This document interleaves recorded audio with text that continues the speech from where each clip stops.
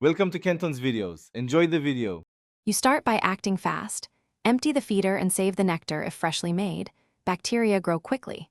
Once done, scrub all ports with hot, soapy water and a bottle brush to remove sugar film that attracts bees.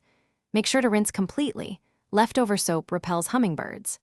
Next, reposition the feeder 10 to 20 feet away from flowers and trash so bees lose the scent trail. This reduces bee traffic immediately while you complete the next steps. You now modify the hardware. Install bee guards or replace the unit with a bee-proof model that has smaller ports. This physically blocks bees while still letting hummingbirds feed. At the same time, use a 1:4 sugar-to-water solution and keep the feeder shaded. Cooler nectar is less attractive to bees. Once done, add a baffle above the hanger and consider a small water-filled moat to block crawling insects. These combined tweaks shift access away from bees without harming the birds. You finish by observing for several days.